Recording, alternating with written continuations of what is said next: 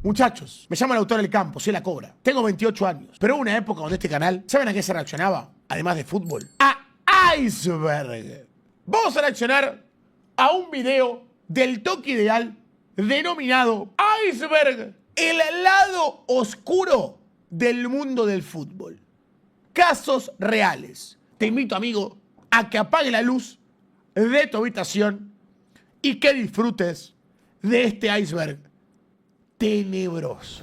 ¿Sabes qué es lo más aterrador del fútbol sudamericano? No son las rivalidades, no es la violencia en las tribunas, es lo que pasa detrás de las cámaras, los pactos secretos, las muertes que nunca se investigaron, los mundiales que se compraron.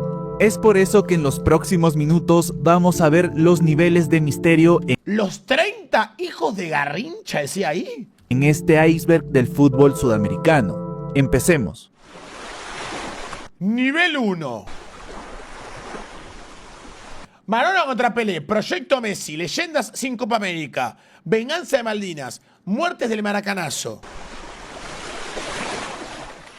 Esta rivalidad icónica del fútbol sudamericano no solo fue cuestión de goles, sino de ideologías y culturas. Pelé encarnó la imagen amable del éxito brasileño. Llenaba estadios con su sonrisa y contratos publicitarios. Bueno, quizás Pelé fue el gran jugador de fútbol, el primer gran jugador de fútbol.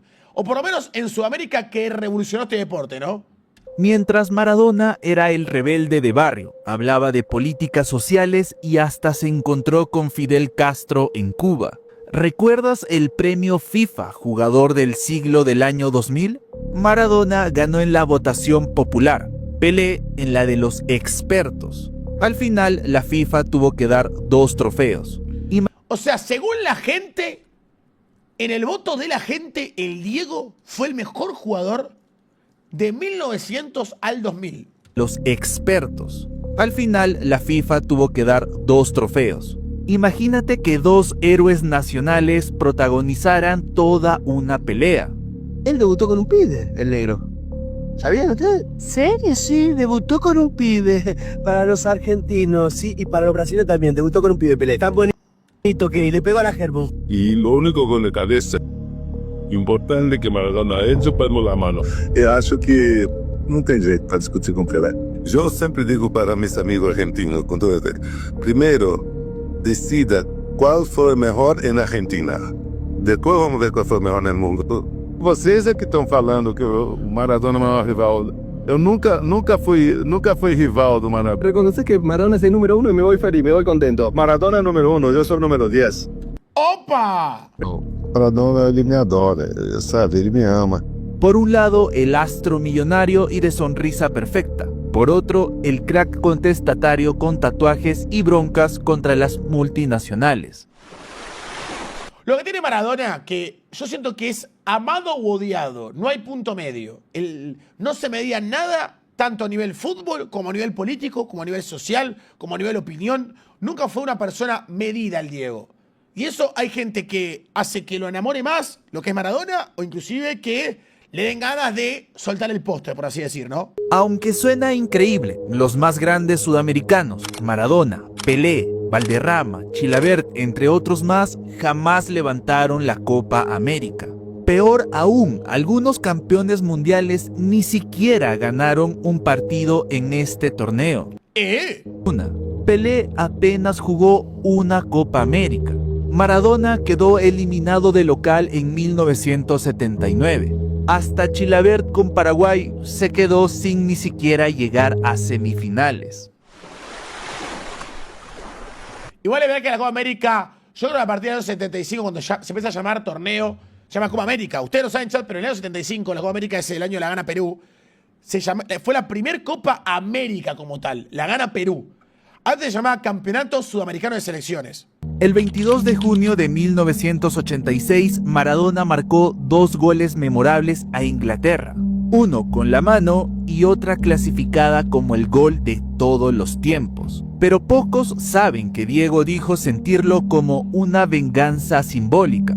Esto por la guerra de las Malvinas con los ingleses. Estamos en el Estado Mayor Conjunto y nos encontramos con chicos que se están ofreciendo como voluntarios. Ustedes van al colegio todos, ¿no? Sí, todos.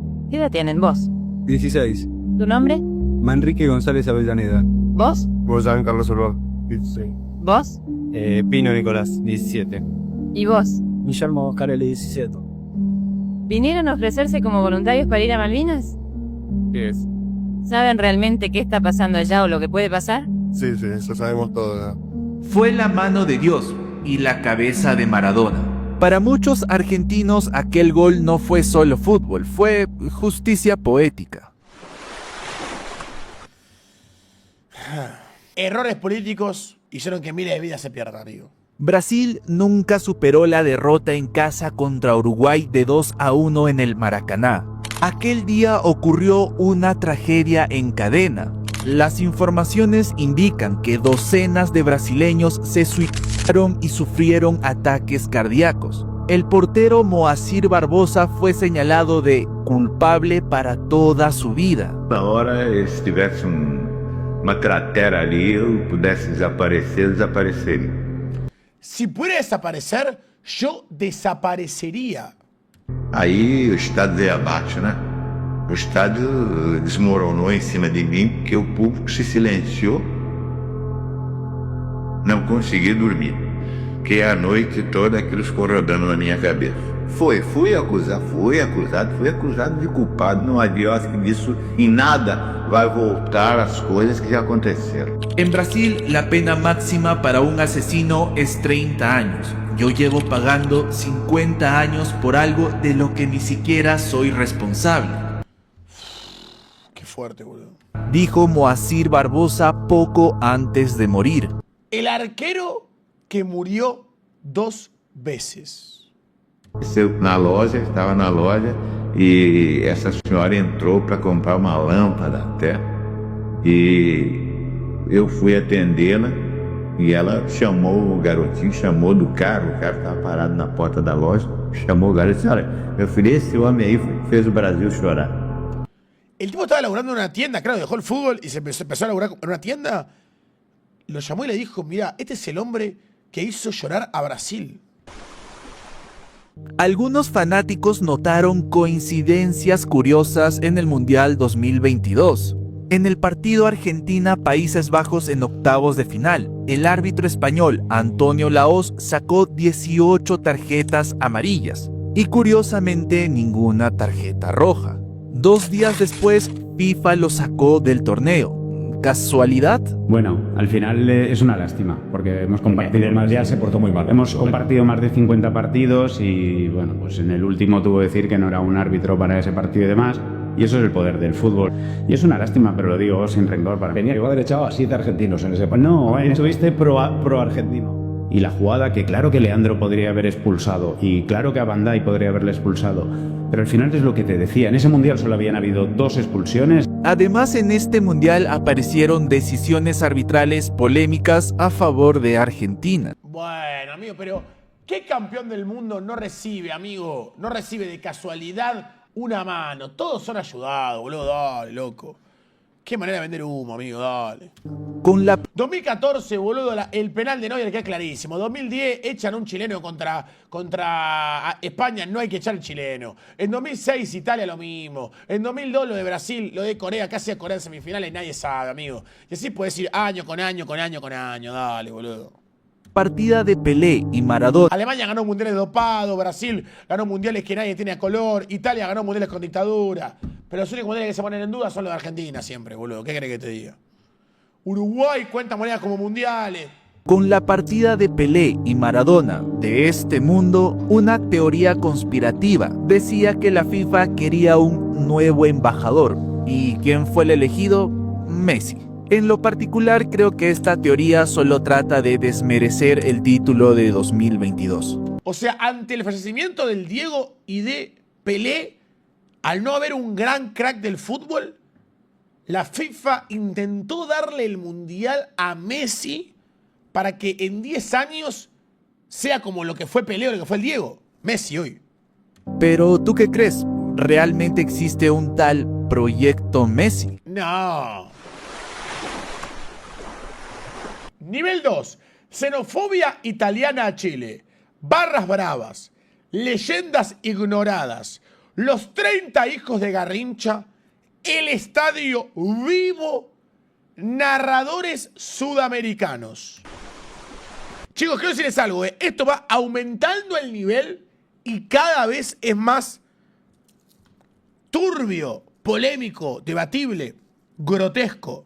El famoso partido Chile versus Italia en el Mundial de 1962 fue un caos absoluto. Antes del encuentro, medios italianos despreciaron a todo el país de Chile.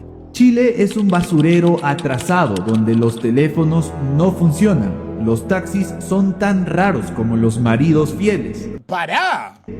Otro periodista dijo: Eran con toda Chile los italianos. Un país pequeño, orgullosamente miserable y atrasado. Se dice que estos comentarios enfurecieron tanto a los aficionados y a los jugadores que hubo narices rotas. Policías tratando Terrible piña le metió. de aficionados y a los jugadores que hubo narices La piña que le metió. rotas. ¡Pum! El 11. Policías tratando de detener golpes y una crónica dijo que no fue un partido, fue una batalla. Y es famoso porque justamente tras este partido el árbitro Ken Aston inventó las tarjetas amarillas y rojas mientras conducía de regreso y se topó con un semáforo. Ningún otro partido en los mundiales había sido tan violento. Pero, ¿qué crees tú? ¿Estuvo justificado el accionar de los chilenos por el desprecio italiano? Y de cierta manera sí. Igual, imagínense la agresividad que tuvo ese partido para que el tipo, el señor que dirigió ese partido, vuelva dirigiendo, manejando el auto a su casa y diga: tengo que crear algo porque si no esto es una locura. Hay cracks que son ídolos, pero llegan casi al punto de ser desconocidos. Ejemplos: Enzo Francescoli, el príncipe del fútbol uruguayo, brilló en River Plate. Jugadorazo. Pero pocos actualmente sabrán quién es. Zico, ídolo brasileño en los 80s, Figueroa, Cubillas, Asprilla, fueron genios en su época, pero en un fútbol actual son prácticamente fantasmas. Nah, vos decís que sí, amigo. No, yo acá, ¿ustedes comparten lo que dice acá el señor del iceberg? Garrincha, astro del Mundial del 62, es legendario, pero su vida personal fue complicada. Es cierto que tuvo 14 hijos reconocidos, 14 hijos reconocidos. con varias esposas, pero de lo que no se habla es que hay aproximadamente 30 hijos que no fueron reconocidos. Esto debido a que en los 60s, en pueblos brasileños, muchos padres sorprendidos por las habilidades de los jugadores de aquella época entregaban a sus hijas con la esperanza de que sus nietos salgan con las mismas habilidades. Garrincha murió pobre y amargado, todo por el vicio del alcohol. ¿Qué? O sea, los chabones del barrio, los tipos de la edad de Garrincha, o más grandes, le decían: che, salí con mi hija a ver si nace un pibe y es tan bueno como vos. En Europa muchas veces el narrador se limita a comentar el partido. Sí. Pero en Sudamérica los relatos se convierten en historias. Un ejemplo icónico, Víctor Hugo Morales, describiendo con pasión el gol de Maradona a Inglaterra en 1986. Ahí lo tiene Maradona, lo marcan dos, pisa la pelota Maradona, arranca por la derecha el genio del fútbol mundial, y es el tercer para Borruchaga, siempre Maradona, genio,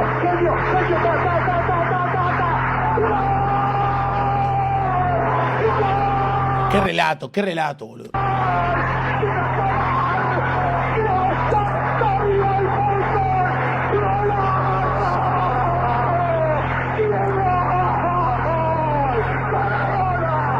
Es para llorar, perdónenme.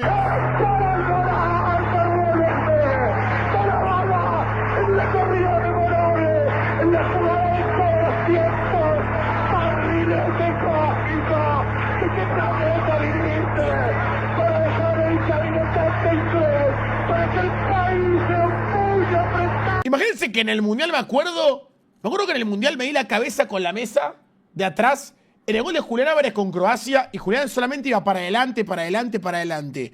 Imagínate un stream del Nine con un gol del Diego a Inglaterra, amigo. Yo creo que realmente salgo sangrando después del stream, amigo. Y así es como una sola frase de un narrador puede hacer de un gol algo aún más mítico. No es broma, la Bombonera en realidad se mueve. Esto es verdad. Ingenieros ya confirmaron que cuando los hinchas saltan y gritan, la estructura vibra casi hasta 10 centímetros. Es un fenómeno real, como lo dijo Riquelme. Es el único estadio que se mueve. Cuando la gente salta, la cancha vibra. Yo creo que como la cancha de Boca no hay ninguna parte del mundo. Cuando se ponen a cantar, se ponen a saltar. La cancha no es mentira, se mueve por el momento.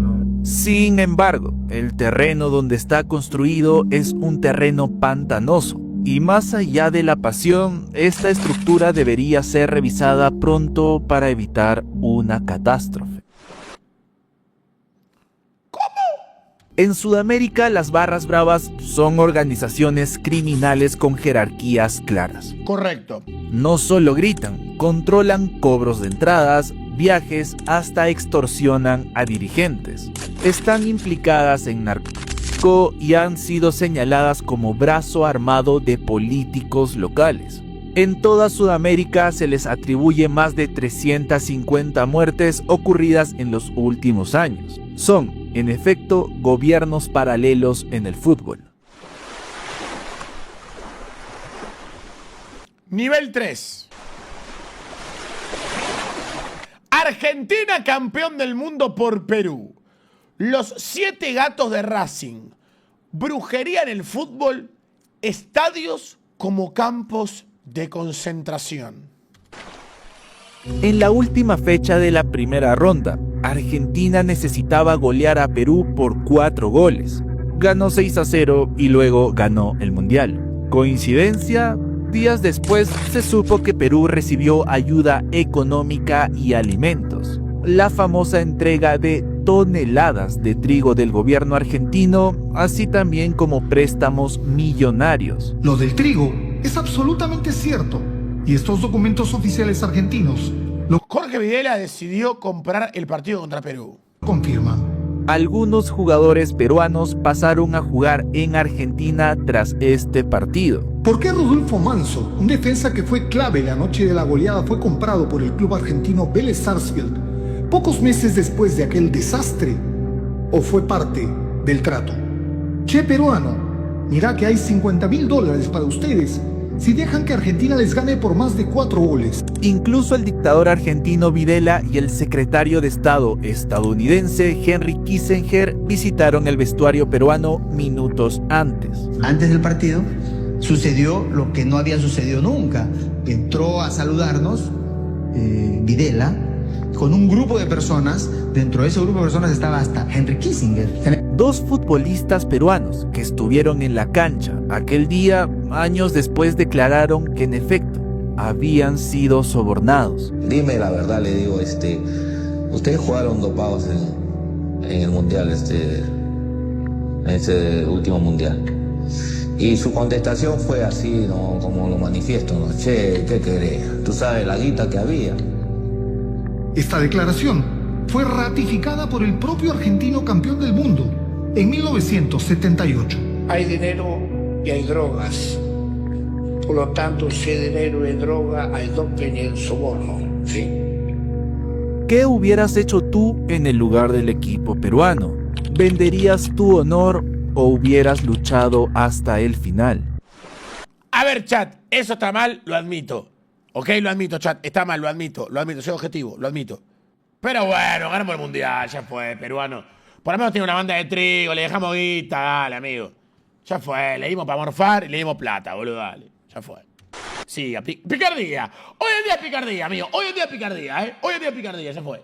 1967, Racing campeón del mundo. Pero esta gloria enfureció tanto a los hinchas de Independiente que una madrugada enterraron 7 gatos muertos bajo el arco de Racing. El sereno... Racing, chicos, fue campeón del mundo primero que Independiente. A pesar de que Independiente primero gana la Copa Libertadores, es campeón del mundo primero Racing Club de Avellaneda. Enterraron 7 gatos muertos bajo el arco de Racing. El sereno del cilindro era del rojo, así que tuvieron acceso fácil. Inmediatamente comenzó algo imposible de explicar. Independiente ganó 4 Libertadores consecutivas y todo lo que tocó. En cambio, Racing se hundió en la miseria total. 1980. El técnico Toto Lorenzo manda a desenterrar los gatos para romper la maldición. Aparecen 6, solo 6.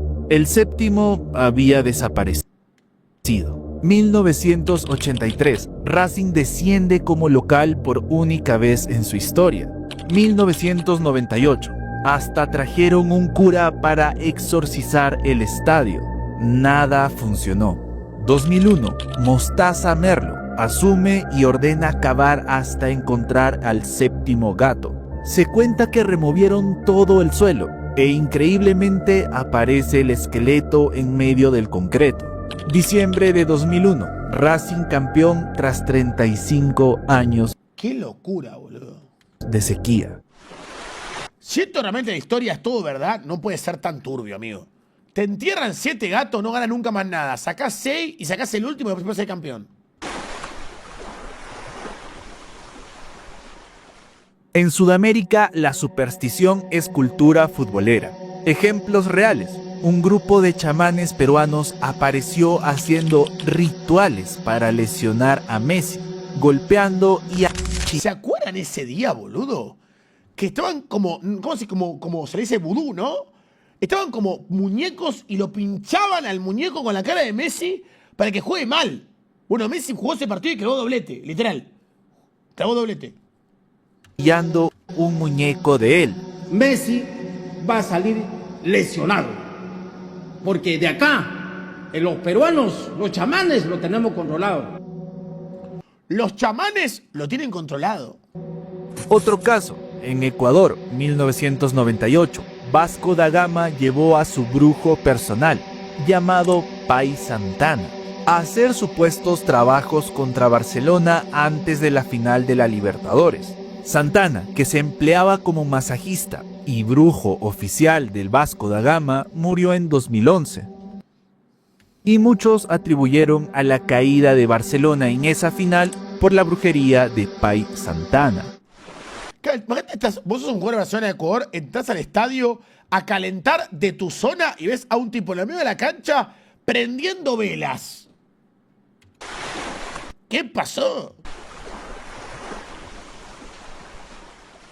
Tras el golpe militar en Chile, el Estadio Nacional de Santiago sirvió de campo de concentración. Miles fueron detenidos, torturados y asesinados allí. Al principio pensé que eran detenidos que estaban ahí, los tenían, pero después nos dimos cuenta. O sea, yo me di cuenta que eran personas que estaban muertas.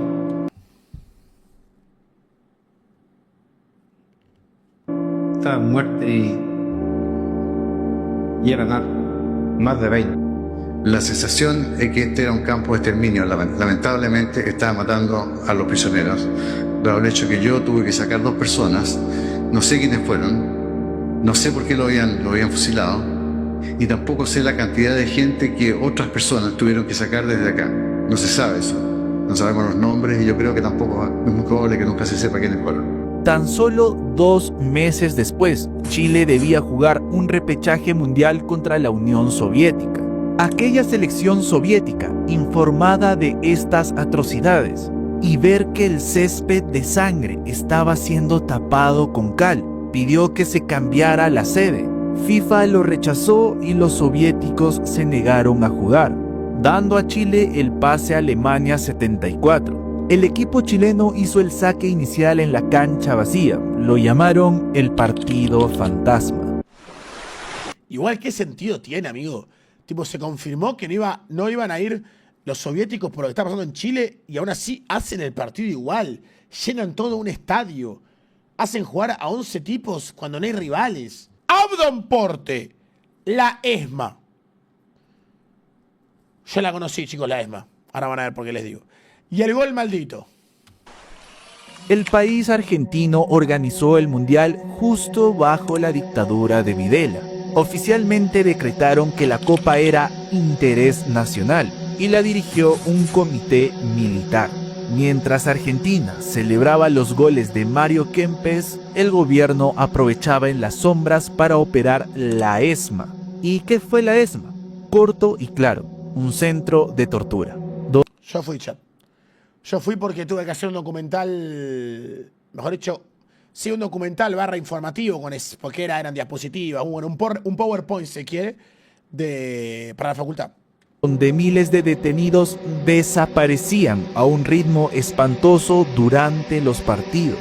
24 de marzo fue el genocidio más grande y sangriento que se conoce en la Argentina. La apropiación de bebés fue el máximo para marcar un corolario de los milicos hasta dónde querían llegar. A pocos metros del estadio, personas que pensaban distinto eran secuestradas y asesinadas.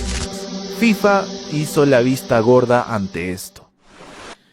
Es increíble, chicos, pero yo cuando fui a la ESMA para hacer el trabajo para la facultad, había una señora que era la guía turística, si se quiere, de todos los pisos, de todo el lugar, ¿no? Y que estaba a nada, literalmente a 5 cuadras de la cancha de River, donde se jugaba la final de la Copa del Mundo. Y la señora nos contó que tenían prohibido los prisioneros hablar o gritar. Y que cuando mete el gol Kempes, el segundo, que hace el 3-1 final, parecemos campeones del mundo contra Holanda, supuestamente una banda de gente que estaba dentro de la ESMA gritó el gol y se desató un quilombo terrible. Tenían prohibido gritar goles, o sea, tenían prohibido hablar, imagínate. Pero la cancha de estar a 5 cuadras la escuchás. Y cuando se escuchó que éramos campeones del mundo, la gente empezó a gritar. Y bueno, se imaginan.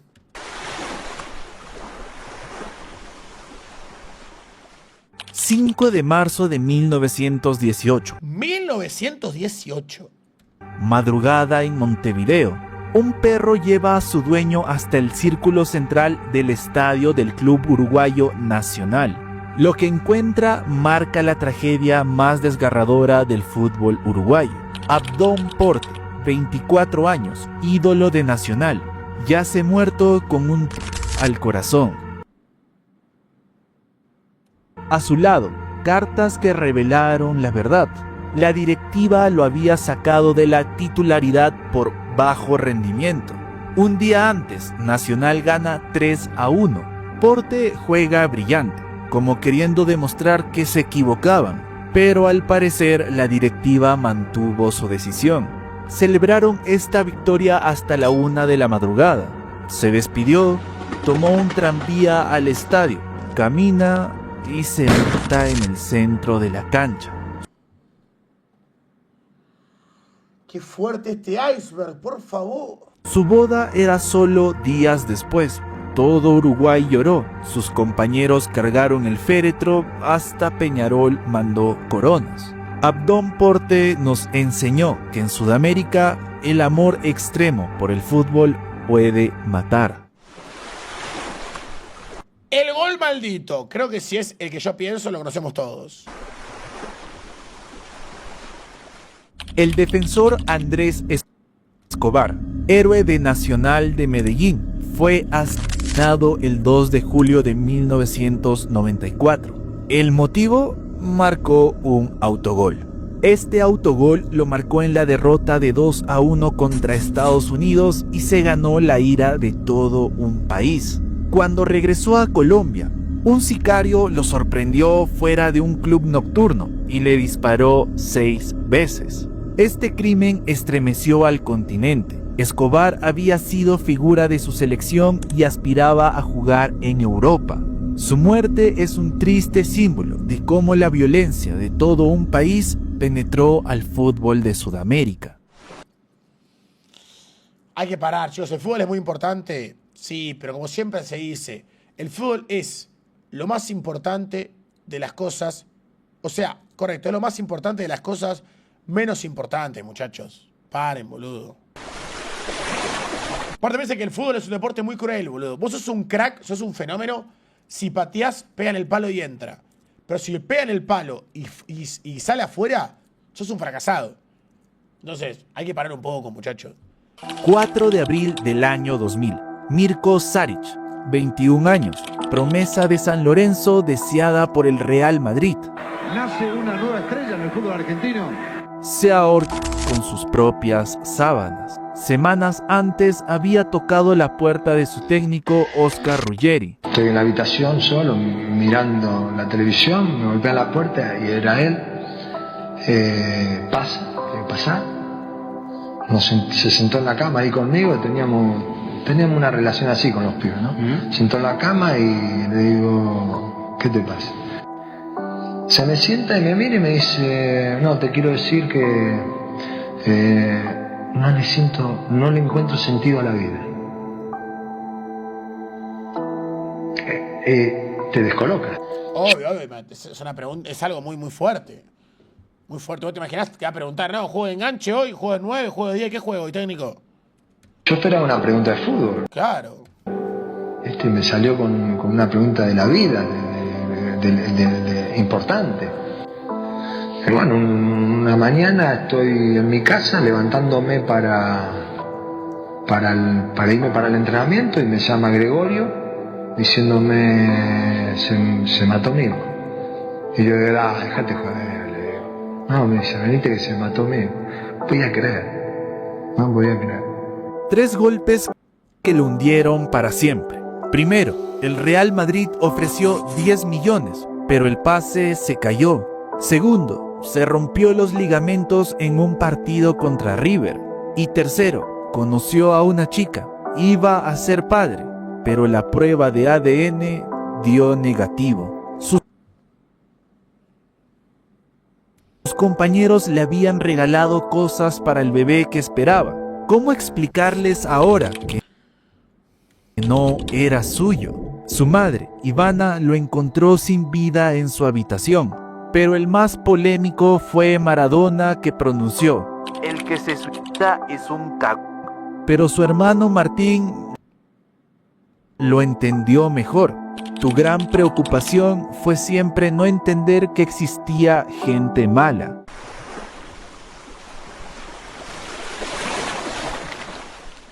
Este delantero uruguayo era ídolo de Nacional y Godoy Cruz, pero tras una depresión profunda y problemas con su club, se encerró en su departamento en Mendoza. Tremendo jugadorazo, tremendo delantero nuevo de Cruz, tremendo delantero, amigo. Y se suicidó de un disparo. Horas antes le había dicho a su madre: voy a volver a mi casa. Su sueño era volver a Nacional, pero las tensiones con el presidente de Godoy Cruz lo hundieron. Y este señor, que no se cansó de despreciarlo, de manosearlo y de humillarlo, nunca me contestó. Mi hijo se murió por un negocio, se murió porque hay gente que vive para hacer dinero con las habilidades de otras personas. Mi madre tiene 87 años y hoy no cremé a mi hijo para llevarle el cuerpo de mi hijo, para que ella se pueda despedir. Su muerte conmocionó a toda Argentina. Fue el inicio de una oleada de suicidios futbolísticos en un año. Murieron William Martínez, Emiliano Cabrera y Maximiliano Castro. El Morro expuso un problema grave: la salud mental en el fútbol. Tal cual. Anoche se suicidó otro futbolista en Uruguay y este año ya son 3 los casos de futbolistas. Perdí al Morro García, que era mi hermano, en enero.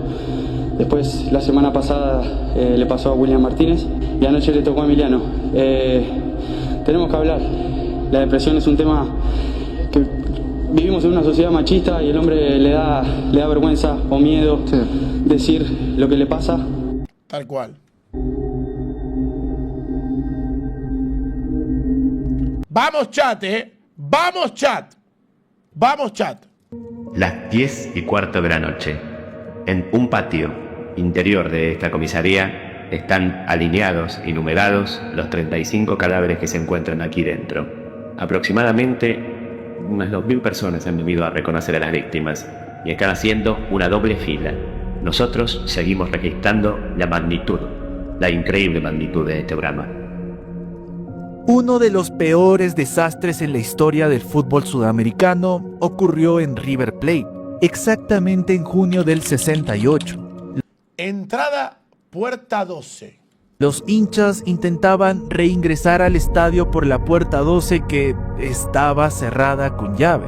Trágicamente la estampida aplastó a más de 70 personas. Los cuerpos caían en cascada. Los hinchas atrapados gritaban auxilio sin éxito. Las autoridades tardaron en actuar. Los responsables jamás fueron juzgados. Las puertas de las tribunas las manejaba exclusivamente los inspectores de lo que entonces era la municipalidad de la ciudad de Buenos Aires. Y parece que el partido había sido tan importante que uno se olvidó, todos se olvidaron de abrir la puerta. Pero de la puerta 12 no se habla, nadie habla. Nadie habla. La realidad es que está la puerta cerrada. Lo que pasa es que después la dirigencia de River, el presidente de River se llamaba Julián Kent, lo negó. Pero la realidad fue esta. Un empleado de River, cometió el error de cerrar la puerta y se murieron 71 personas. Y murieron todos murieron sin tener un rasguño ninguno, todos por asfixia. Se me olvidó mencionar que hubo una tragedia aún mayor. Dentro del Estadio Nacional de Lima fallecieron más de 300 personas por asfixias, golpes y disparos. Bajo las mismas circunstancias, cerraron las puertas del estadio.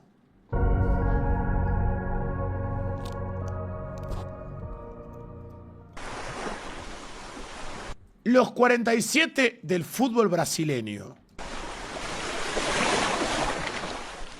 En 2004, el defensa brasileño Paulo Sergio, conocido como Serginho, colapsó en pleno partido, víctima de una cardiopatía no diagnosticada. Murió minutos después en el césped. Lo grave, su club, São Caetano. Este club sabía de su problema del corazón. Un examen médico anterior lo había detectado, pero lo siguió poniendo a jugar. Tras su muerte, Brasil abrió una investigación por posible negligencia. El caso fue muy resonante. Se documentó que otros 47 futbolistas brasileños habían muerto de causas similares en los 2000 a 2010.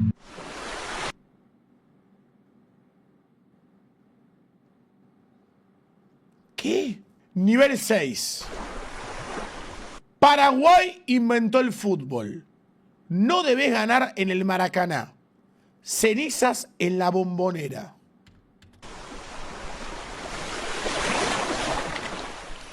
Sabemos que hay miles de teorías acerca de cómo se creó el fútbol. La más acertada es que los ingleses la crearon, pero otras teorías dicen que fueron logias, con el único objetivo de hacer un negocio que los beneficiara. Otros dicen que fueron sectas secretas para que se pudiera canalizar energías, entre muchas otras teorías. Pero para el famoso periodista chileno Bombalet, el fútbol fue creado por los masones hace más de 500 años, y exactamente fue en Paraguay. ¿Dónde se empezó a jugar fútbol por primera vez? Los ingleses. No, po. No. No, po. Por el año, por el 1500, 1600. Donde primero vieron jugar al fútbol y lo vieron como un gran negocio, fue en un país sudamericano. Estoy hablando del año 1600, donde los masones descubrieron el fútbol. Y ese fútbol lo vieron como negocio. En Paraguay. En Paraguay.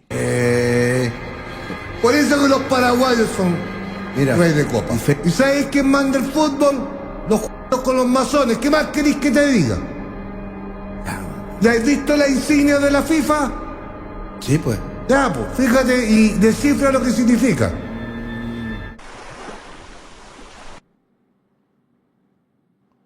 Según muchos testimonios, el mítico estadio de Boca Juniors alberga espíritus. Se dice que un viejo hincha con camisa blanca fue visto vagando entre las butacas, apareciendo de madrugada cuando se terminan los partidos. Exactamente fue visto en el sector L del estadio, y se cree que son almas de hinchas fallecidos, los cuales su último deseo fueron que sus cenizas descansaran ahí. ¿What? Miren acá, chicos. Nah, debe ser un error de la cámara. Debe ser el lente, bro. Tiene que ser el lente, amigo. Tiene que ser el lente, chat. Ahí.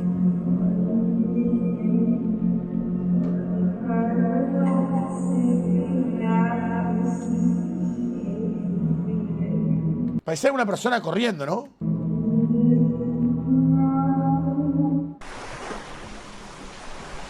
No debes ganar en el Maracaná.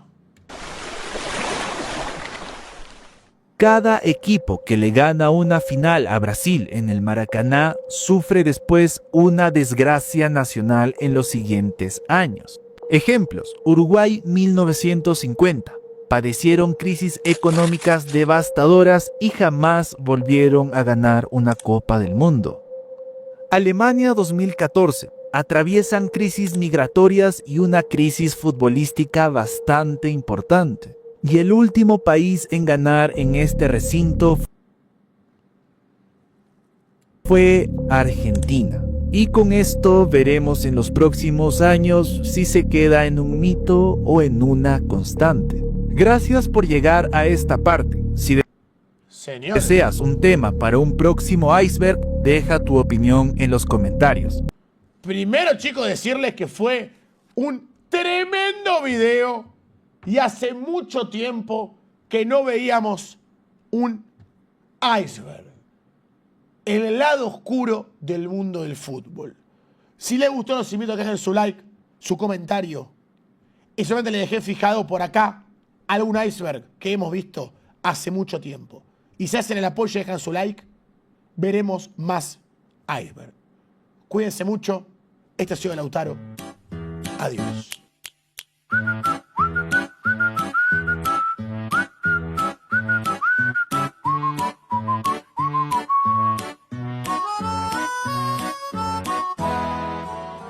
Yo, chat, aclaro, también me la banco bajo la luz. Bajo la luz. Pero bueno, me da cosita. Me da cosita. Bueno. Ahí, chat, ahí, basta, ahí.